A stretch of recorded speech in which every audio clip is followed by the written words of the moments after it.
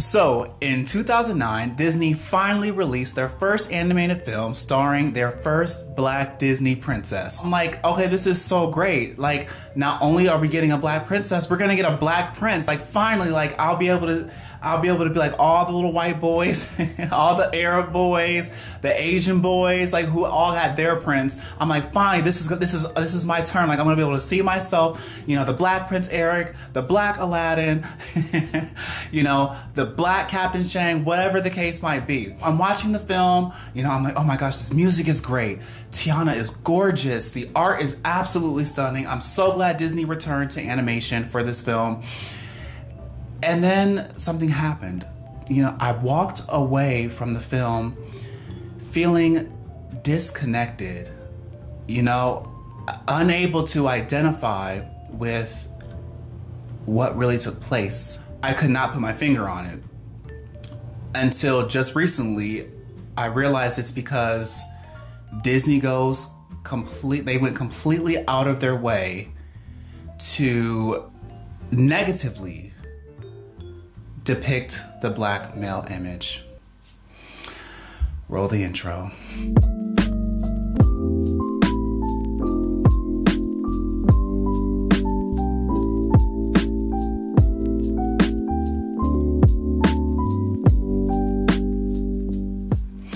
So, welcome back to my channel. It's JoJo, and we're really gonna hop into this and discuss why Princess and the Frog is actually outright disrespectful to the black male image and just black men in general. So if you believe in this message, or if you like what I'm saying, please like, comment, please subscribe, share the video, whatever you can do, please play a part to support the message and, you know, support what it is I do. I would greatly appreciate it. And without further ado, let's just hop right into this. There are two main prominent black men, and then there's kind of a third one, but we'll start with the biggest one, Dr. Facilier.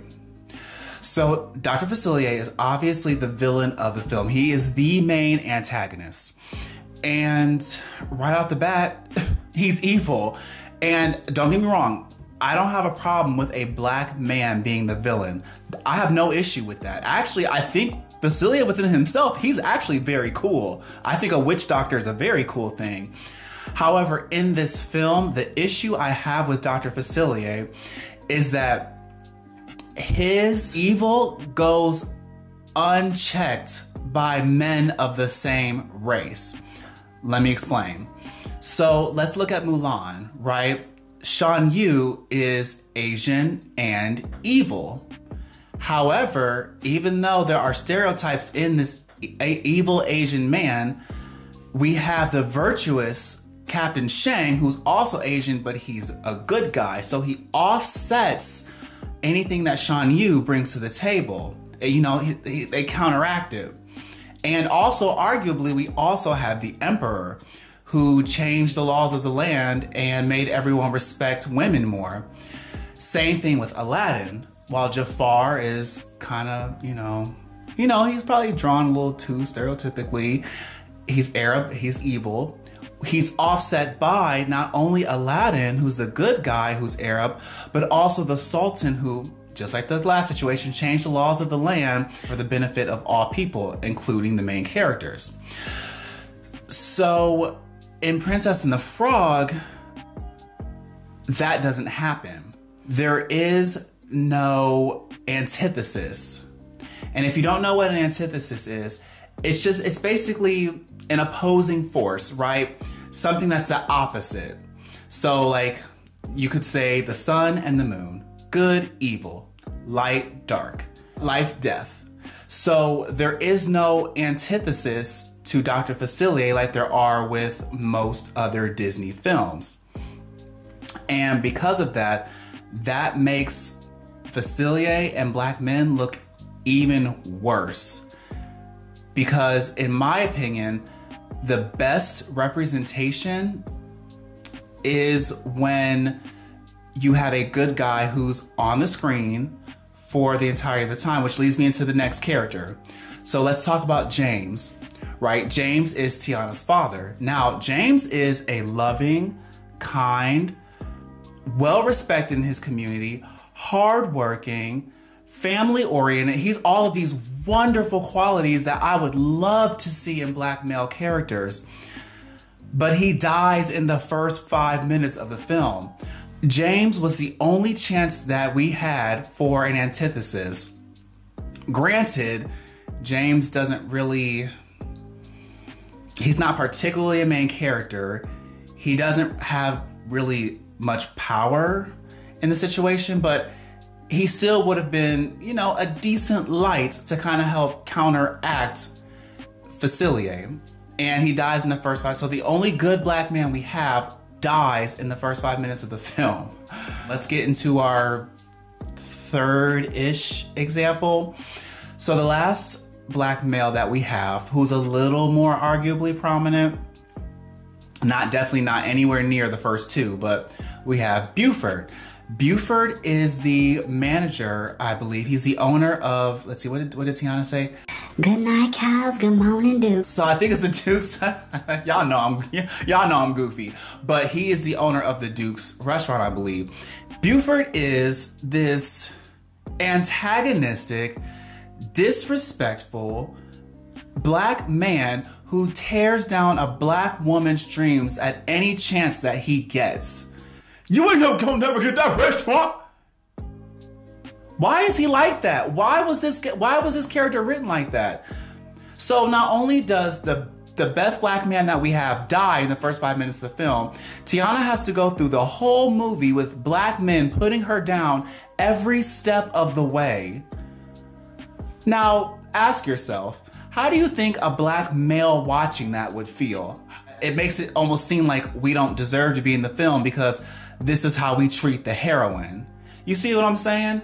So these 3 characters already, I hope you can begin to understand, if you don't understand already, why this movie is extremely disrespectful to black men, be it men or boys or, you know, teenagers, anywhere in between. You want to know what's funny about this though? Disney completely understood the assignment when it came to making sure that all white males weren't bad. You see, check this out. In the movie, we have the Fenner brothers, and the Fenner brothers were very prejudiced. They made Tiana feel like she couldn't achieve her dreams because of her race and her gender. You also had Lawrence, who was kind of like a conspirator to the royal family, you know, with Naveen and his whole family. He was kind of like a conspirator. He was a backstabber. But Disney understood that, okay, we can't have all white men being bad in this movie. We can't do that. So who do we have to offset the white men who are bad? Enter Eli, or Big Daddy. Eli is Charlotte's father. He's rich, well-respected, kind, benevolent, and, you know, he's all of these fantastic qualities that should have been in a black male antithesis for the bad ones, you know, in this film. So my question is, why did Disney understand the assignment with white men, but they didn't understand the exact same assignment with the black male characters? That leads me to believe that Disney absolutely did this on purpose. They did this on purpose. And I would like to, hey, in the comment section, if you can prove to me otherwise, let's have a conversation. But with everything that I just told you, go watch the film for yourself. You'll see what I'm talking about. So at this point, I feel like it was extremely intentional. And speaking of men and representation, you know that you knew this was coming. You know this is a hot topic of that movie. But let's discuss Prince Naveen. So right off the rip, Prince Naveen should have been black. He should have been black. Prince Naveen should have been the light that we needed as black males to feel not only represented, but also included. Like genuinely included, like all the other princes of the past. Honestly, I'm not sure if it's because they feel like a black prince would kind of not draw in the white audience, Or I don't know if they just wanted to do something that they felt was a little bit different. It's a poor excuse either way, you know. When I saw Randy Haycox, who is a supervising animator for Prince Naveen, he said he wanted him to be exotic. And he said exotic to him was like Mediterranean, Indian, things of that nature. But what he fails to realize is that there are exotic black people as well. I think it would have been really cool if it was an inter-ethnic relationship. You know, they both could have been black, but they could have brought two different cultures to the table. I think that would have been absolutely beautiful. Instead, they decide to go literally completely out of their way to make this man up. He doesn't have a real race. He doesn't have a real ethnicity. All we know about him is that his voice actor is a Brazilian man. So this man, everything about him is made up. Instead of just putting a black man, creating a black prince, they decided to make him up. It's like they did this at all costs. You know, He can be black at all costs. it just kind of feels like Disney doesn't support black love, but they'll support any other love, but they don't support black love. And I've seen people say like, oh, well, you know, this is America and she's our first American princess and not all Americans are black. yeah, true. Not all Americans are black, absolutely. However, this is not an American marriage. So if the marriage is between someone who's foreign and someone who's American, then that still allows for them to make a black person, and it still perfectly fits the narrative, because at the end of the day, the person is exotic. They could look like anything, which includes black. Also, another thing I want to touch on just real quick is I don't really appreciate when people gaslight by saying Like, oh, you know, criticizing this, you just don't support interracial couples. excuse me? Okay, well, first of all, there's no shortage of interracial couples. We have Milo and Keita, Phoebus and Esmeralda, Pocahontas and John Smith, which that couple's problematic, but it is what it is. It exists. And just recently with Encanto, we have Felix and Peppa. So there is no shortage of that, and I'm not against that. That's just a gaslighting technique to avoid talking about like what the real potential issues are. You know what I'm saying? Me criticizing this doesn't mean I hate interracial relationships. Just like anyone criticizing Ariel's casting doesn't automatically mean that they don't like black people. You know, like we can talk about problems without being labeled as haters. It's just mind-boggling to me that Disney can make a movie that's pretty heavily inspired by black culture and blackness and have the nerve to omit black men that are like more in a positive light. Because yeah, we have James, but he was killed off. The movie is what, 90 minutes long? Okay, so 85 minutes. There's no good black man. Like, come on now. You know, I hope you can understand like why someone like me just wouldn't be happy with a movie like this. It's kind of like this era, how it's okay, not saying I support it, to disrespect white people and take jabs, kind of like in the Velma cartoon series, how it's okay to take jabs at white people openly now. So imagine that like on the opposite end, like there's a movie where it feels like jabs are being taken, and if you're a black man, you are the receiver of these jabs. Like, would you want to watch a movie like that? Probably not. And it's sad to me that at best, we will be relegated to an evil villain who is ready to sacrifice every soul in New Orleans for the sake of financial gain. A black-coated animal like an alligator who's not actually a black person, but we get to be represented as an animal. See my video on the black male representation. It's a great video. Or we'll have one good one, but he'll die. He'll die early on and we'll never hear or see from him again. Yeah. Something really important to me is I want to say this. I am very disappointed in all the black men who helped work on this production, because how could you have not seen this? Out of every, especially the animators and the storyboard writers, like all of the black people that were involved, like Bruce Smith, or all of those people, how could you not put a hand in protecting the black male image? Like, no one's gonna ever care about your image more than you do. And when you let something like this slide, it's like, you know, it's a loss for us. Like, you did nothing to protect our image.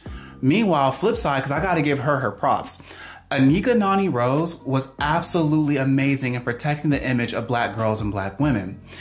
When Disney sat with her and asked, like, okay, so what would you like to see in Tiana? She said, dark skin, a round nose, full lips. Well, left-handed doesn't really have to do with being black. But, you know, she right up front was like, I want her to have the features of the average black girl, so that the average black girl can see the beauty within themselves. She protected the image from day one. Not only that, she protected it a second time when Wreck-It Ralph 2 tried to play this game and tried to make her look, you know, more racially ambiguous. And she was like, okay, Disney, can we sit down and have a talk? Thank you very much. You know, I just want to say, can we please keep Tiana looking the same? Can we keep her on? And Disney was like, you know what? Yeah, let's change her back. So they kind of admitted that they were wrong without actually admitting that they were wrong. But it was because Anika Noni Rose continued to protect the image of black women and black girls. Meanwhile, we look at the men and they didn't do the same thing. And I just feel like, I don't know, I'm just really disappointed. So yeah, this movie is a slap in the face to black males, black men, black boys. It's an absolute slap in the face. And I am convinced that Disney did it on purpose. And let me know in the comment section if you feel the same way now. Do you feel like Disney, like this was so much of a bad oversight that it looks like it was purposely done? When I watched the movie as a black male, I'm disappointed because I know that a positive black male image is not welcomed in this film, and if it is, it's gonna die in the first 5 minutes. So, you know, who would want to watch a movie like that? You know what I mean? Like, who could be excited about? Like, don't get me wrong, I still have the Blu-ray. I still watch it from time to time. I don't watch it as much as some of the other Disney animated films, but every blue moon I will pull it out and watch it. But it just reminds me that I'm not welcomed. You know what I mean? Like, that's kind of how I feel. I want to hear from you guys now. Tell me in the comments section what you think about this video. Tell me your thoughts on the film. You know, tell me if you understand where I'm coming from. Tell me if this helped you to see something that you didn't really see before. How do you feel about Disney understanding the assignment with white male characters, but not applying that same exact thing to black male characters? So yeah, I appreciate you for making it this far. If you have made it this far, remember, please like, subscribe, comment, and share the video if you believe in this message. And until next time, take care, and I will see you in the next video. JoJo out. I'm such a cornball. Bye, guys.